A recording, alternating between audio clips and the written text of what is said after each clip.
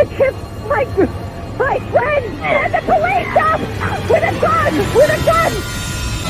Wait, hurry up! He ripped your face off! القصة دي قصة مرعبة فعلا. لما يغدر بيك حيوان انت مربيه وعمرك ما تتخيل انه يعمل كده. الشمبانزي من أذكى الحيوانات في الطبيعة ومن أكتر الحيوانات الشبيهة بالبشر، واتكلمنا عنه في حلقة فاتت. لكن مهما تحاول تغير منهم أو من سلوكهم، لازم بالوقت غريزتهم تغلب، وممكن يقلب عليك فجأة بدون سابق إنذار. القصة بدأت في أكتوبر سنة 1995 لما زوجين اسمهم ساندرا وجوزها اسمه جيروم كانوا بيزوروا محمية للشمبانزي في ولاية ميزوري في الولايات المتحدة. هناك في المحمية لقوا شمبانزي صغير كان عمره ساعتها 3 أيام بس. قرروا انهم ياخدوه يربوه، واشتروا بمبلغ كبير قوي حوالي 50,000 دولار. اشتروه طبعا بطريقة غير شرعية، لأن مش مسموح التجارة بالحيوانات بالطريقة دي. المهم خدوه معاهم البيت الموجود في ستانفورد. الزوجين دول كان عندهم بنت اسمها سوزان، وسموا القرد ده باسم ترافيس على اسم مغني بتحبه ساندرا، وعملوا ترافيس على انه ابنهم بالظبط. عرفوه على بنتهم سوزان وحبته جدا.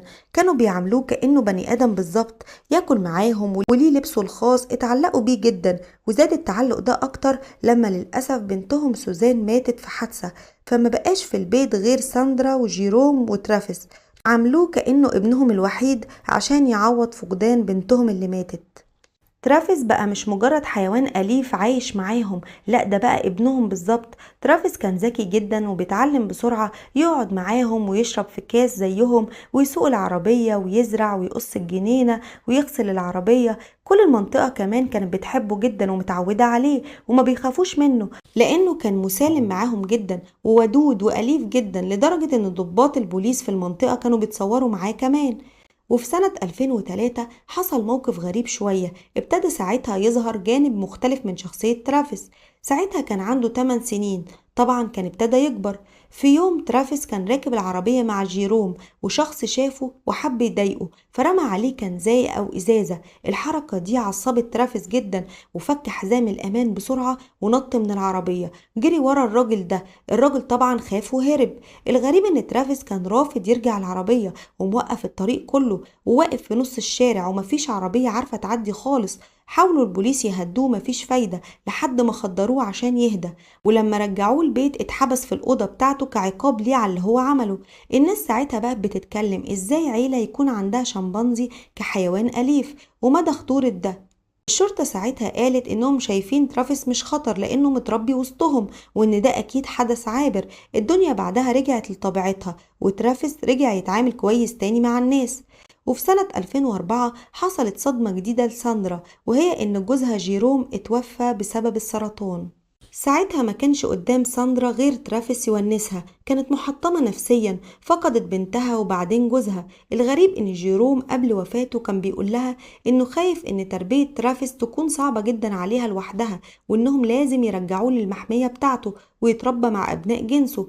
ترافيس اتأثر كمان بموت جيروم، وكان بياخد صوره من على الحيطة ويحضنها ويبوسها ويواسي ساندرا وهي بتعيط وحزينة، وكان بيسرح لها شعرها. فساندرا رجعت في كلامها وقررت انها تحتفظ بترافيس وما تودهوش اي محمية.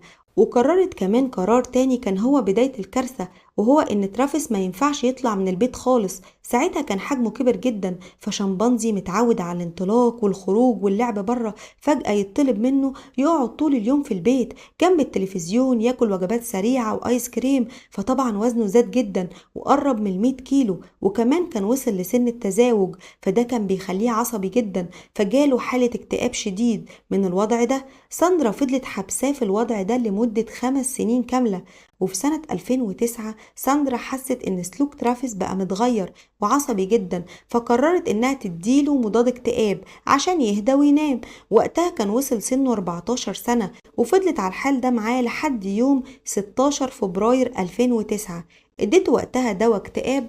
قبلها كانت مدياه دواء بتاع مرض اسمه اللايم. المرض ده كان بيجي نتيجة حشرة اسمها تك، والدكاترة قالوا ان احتمال كبير ان الحادثة اللي حصلت في اليوم ده تكون بسبب تفاعل الدوايين دول مع بعض.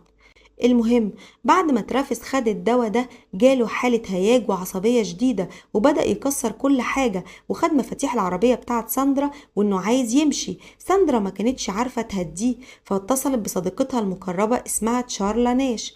تشارلا تعرف ترافيس من وهو صغير، ويوم الحادثة كانت تشارلا مغيرة لون شعرها للون الأحمر، فاحتمال يكون ترافيس معرفهاش، لأنها لما راحت وحاولت تهديه معرفتش خالص، فمسكت قرد صغير لعبة من بتوع ترافيس يمكن تلفت انتباهه فيهدى، لكن ساعتها اتجنن زيادة وعمل أصوات مرعبة ونط فوق تشارلا وفضل يضرب فيها بوحشية وبقوة بأسنانه وإيديه. ساندرا ساعتها كانت مذعورة وعايزة تنقذ صاحبتها منه بأي شكل، فجابت جاروف وضربت ترافيس على ظهره بيه وهو ولا حاسس، ومكمل ضرب برضه في تشارلا ومصمم يموتها. ساندرا اتصلت بالشرطة فورا، المكالمة اللي احنا سمعناها أول الحلقة، عشان تنقذ صاحبتها. Hurry up, please! He ripped her face off! He ripped her face off? It's Frankie, Okay, hurry! I need you to calm down a little bit. They're on the way. Can you put yourself away? I don't want the monkey attacking you. Please, hurry up! Listen to me! They're on the way, ma'am. They gotta shoot him, please! Please! If the monkey moves away from your friend, let me know, okay? So we can try to help your friend. No, oh, I can't. She's dead. She's dead. Why are you saying that she's dead? She's dead. He ripped her apart.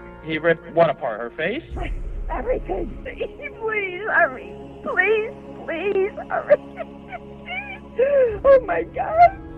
Where are they? They're going your way. They're going as fast as they can your way, okay? Please, please go faster.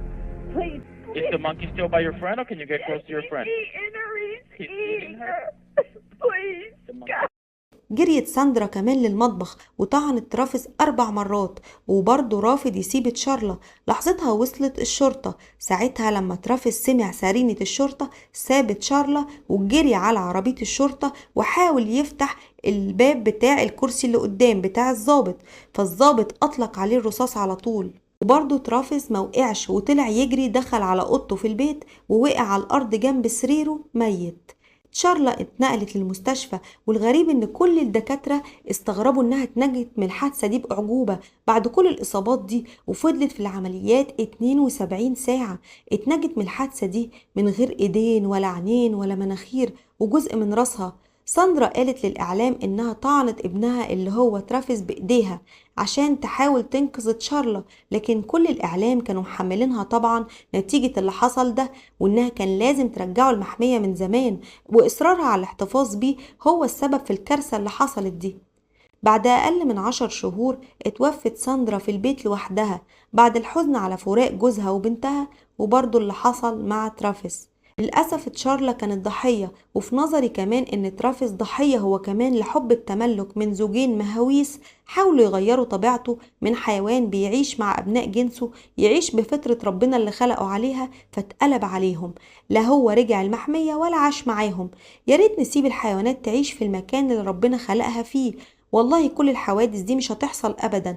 للأسف الإنسان هو دايما اللي بيجيب الأذى لنفسه. الشمبانزي ممنوع امتلاكه أصلا كحيوان أليف في البيت، ومع ذلك في ناس بتلاقي طرق وتجيب موافقات عشان تربيه، تجيب حيوان وتحبسه وتزعل من ردة فعله. أتمنى تكون عجبتكم حلقة النهاردة، واستنونا في قصة جديدة، ودمتم في أمان الله. مع السلامة.